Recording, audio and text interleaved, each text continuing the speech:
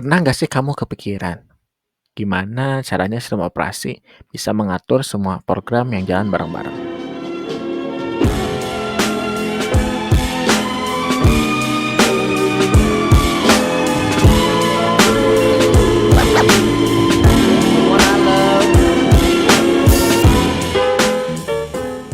Nah, jawabannya ada di CPU scheduling. CPU scheduling adalah mekanisme penting yang jadi otak di balik pembagian waktu kerja prosesor untuk program yang sedang berjalan. Secara sederhana, CPU scheduling adalah cara sistem operasi untuk menentukan proses mana yang akan dijalankan oleh CPU pada satu waktu tertentu.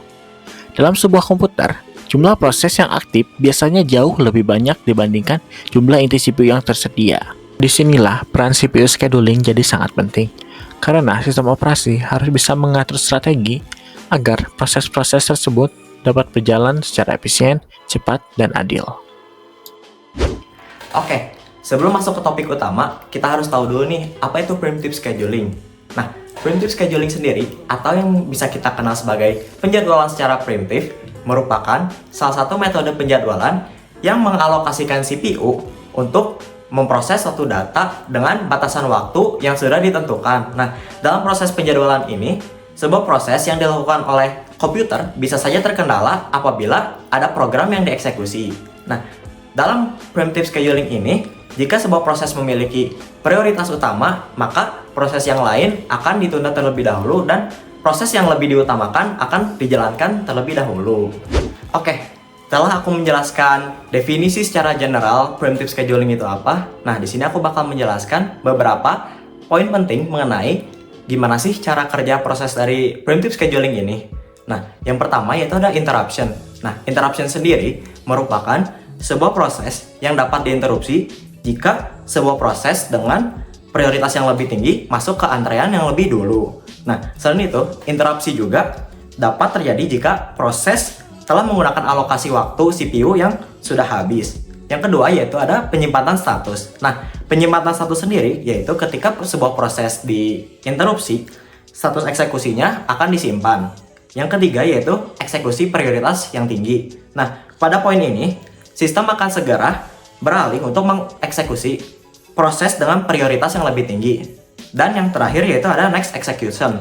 Nah, pada proses ini, setelah proses berprioritas tinggi selesai, proses yang sebelumnya diinterupsi akan dilanjutkan eksekusinya dari titik terakhirnya yang disimpan. Nah, setelah kalian tahu apa itu preemptif dan juga bagaimana preemptif itu bekerja, saatnya kita berkenalan dengan algoritma Guarantee Scheduling. Nah, apa sih sebenarnya algoritma Guarantee Scheduling itu? Nah, jadi teman-teman, algoritma Guarantee Scheduling itu adalah sebuah algoritma dalam sistem operasi, algoritma untuk menjadwal atau scheduling yang berusaha untuk memberikan keadilan atau fairness kepada semua proses gitu yang akan dijalankan gitu. Misalkan ada proses 5 gitu. Nah, semua proses itu akan mendapatkan data yang sama gitu. Nah, tujuannya setiap proses akan mendapatkan bagian waktu CPU yang adil sesuai dengan janji atau garansi dari si sistem gitu. Nah, cara kerjanya gimana? Nah, cara kerjanya itu simpel ya. Misalkan ada end proses yang sedang berjalan. Nah, sistem akan menjamin bahwa setiap proses yang berjalan tersebut itu berapa banyak waktu CPU-nya itu sudah diberikan kepada masing-masing proses tersebut. Nah, scheduler akan mengukur berapa banyak waktu CPU yang sudah diberikan ke setiap proses gitu. Nah, setelah itu, kalau misalkan ada proses yang belum mendapatkan jatah, maka si proses itu akan diprioritaskan terlebih dahulu gitu dibandingkan proses yang sudah mendapatkan jatahnya. Nah, itu adalah algoritma Guarantee Scheduling. Baik, saya Iksan Urici. Saya akan menjelaskan tentang kelebihan dan kekurangan dari Guarantee Scheduling Algorithm. Kelebihan yang pertama adalah keadilan terjamin, di mana algoritma ini memastikan bahwa setiap proses mendapatkan porsi waktu CPU yang seimbang sesuai dengan jumlah proses yang sedang berjalan. Dengan kata lain, tidak ada proses yang dimonopoli atau diabaikan.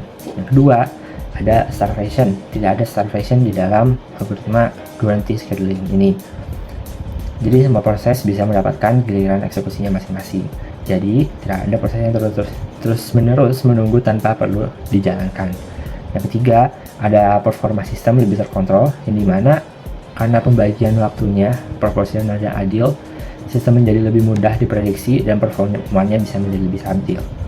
Untuk yang keempat itu cocok untuk sistem multi user, yang dimana algoritma ini sangat baik digunakan di lingkungan dengan banyak pengguna, seperti sistem time sharing karena menjamin keadilan di antara pengguna.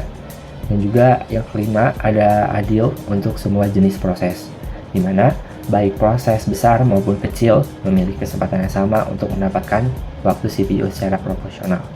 Dan juga pasti dari setiap kelebihan pasti juga ada kekurangannya. Kekurangan dari guaranteed scheduling algorithm ini adalah yang pertama, implementasinya yang rumit. Setiap sistem harus menghitung berapa banyak waktu CPU yang sudah diterima dan harusnya diterima oleh setiap proses. Hal ini juga membuat implementasinya menjadi cukup kompleks. Yang kedua, ada overhead tinggi.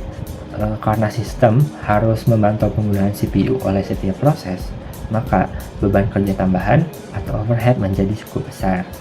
Juga ada kurang efisien untuk throughput, pembagian waktu yang adil tidak terlalu berarti selalu efisien. Jika ada proses berat dan ringan berjalan dengan bersamaan, sistem bisa menjadi lebih lambat secara keseluruhan. Dan juga ini tidak cocok untuk sistem real time karena algoritma ini tidak memperhatikan prioritas atau deadline, sehingga tidak cocok untuk aplikasi yang membutuhkan respon cepat seperti sistem kendali otomatis. Yang terakhir itu kurang efektif untuk proses I/O bound, di mana proses yang sering menunggu input output bisa kehilangan jatah waktu CPU, sehingga pembagian waktunya menjadi kurang optimal. Begitu untuk kelebihan dan kekurangan dari algoritma guaranteed scheduling ini. Baik, selanjutnya kita beralih ke formula dan rumus yang digunakan dalam guaranteed scheduling.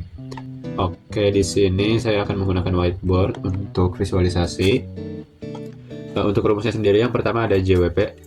JWP itu adalah jatah waktu dari pemrosesannya. Kemudian ada AT. Jadi di sini rumus dari jadwal waktu pemrosesan. Ini saya pakai. Itu adalah AT. AT itu arrival time dibagi dengan BP, yakni banyaknya proses. Jadi untuk jadwal waktu pemrosesan itu adalah arrival time, waktu sampainya dia, dibagi dengan banyak prosesnya itu berapa. Kemudian yang kedua di sini ada R untuk rasio. Rasio itu adalah rumusnya itu BT, yakni burst time atau lama waktu pemrosesannya dibagi dengan JWP, yakni jatah waktu pemrosesan. Di sini saya akan memberikan contoh kasus menggunakan tabel seperti ini. Di sini katakanlah prosesnya, kemudian AT-nya, arrival time, kemudian burst time. Nah, oke. Katakanlah ada proses 1, kemudian proses 2, proses 3, dan proses 4.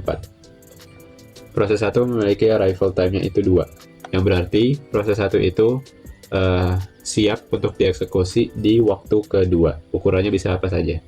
Kemudian proses 2 katakanlah 12, untuk proses 3 10, untuk proses 4 katakanlah 8. Kemudian burst time-nya proses 1 katakanlah 8. Jadi di sini dimaksudkan adalah proses 1 memerlukan waktu 8 ukuran untuk eksekusi program. Jadi sampai pada waktu kedua dan menjalankan programnya atau mengeksekusi programnya selama 8 waktu. Kemudian P2 katakanlah 15, kemudian P3 itu 10, dan P4 itu 2. Nah, menggunakan rumus yang sudah ada, di sini kita akan menentukan JWP, kemudian R, dan terakhir itu urutan. Urutannya itu di keberapa. Ini adalah hasil akhir dari guaranteed scheduling. Kemudian dengan rumus untuk P1 terlebih dahulu, berarti AT dibagi BP.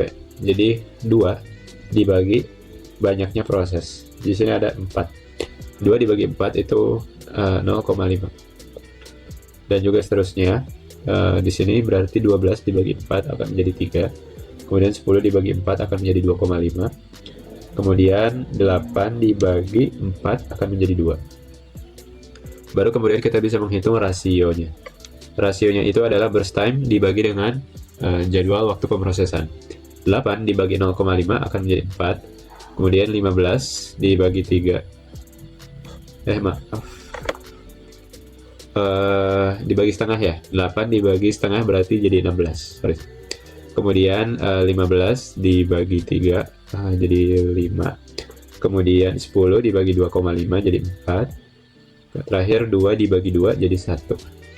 Nah, kemudian urutan ditentukan dari besarnya rasio. Jadi rasio yang paling kecil akan dijalankan atau dieksekusi terlebih dahulu.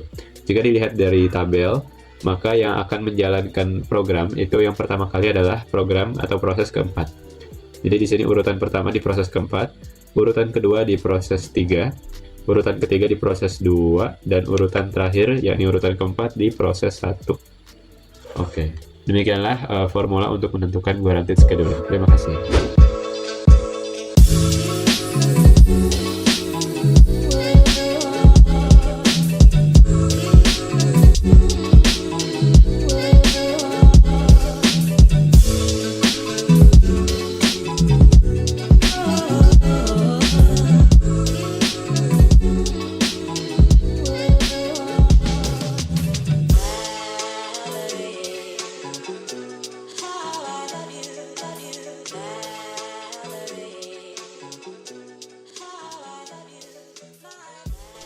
Nah, itu dia penjelasan tentang CPU scheduling yang sudah dijelaskan oleh rekan-rekan kelompok 8. Kesimpulannya apa ya? Nah, jadi kesimpulannya adalah mekanisme fundamental dalam sistem operasi yang bertindak sebagai otak untuk mengelola pembagian waktu kerja prosesor di antara program-program yang sedang berjalan, memastikan eksekusi yang adil dan efisien. Nah, salah satu metode pentingnya adalah preemptive scheduling, di mana saat kondisi CPU dialokasikan untuk batas waktu tertentu dan proses dengan prioritas yang lebih tinggi dapat menginterupsi proses yang sedang berjalan. Meskipun penjadwalan preemptif menawarkan efisiensi CPU dan respon time yang lebih cepat, tapi ada resikonya nih. Resikonya berpotensi untuk overheat.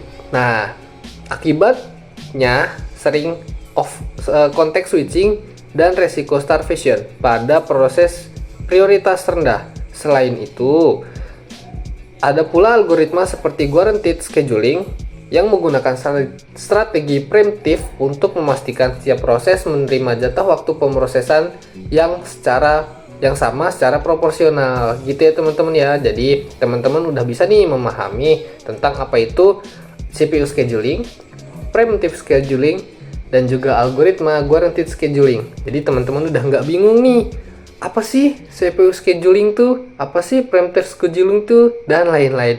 Gitu ya teman-teman ya. Semoga penjelasan dari kelompok 8 itu jelas dan bisa diterima oleh teman-teman sekalian. Sampai jumpa di video berikutnya.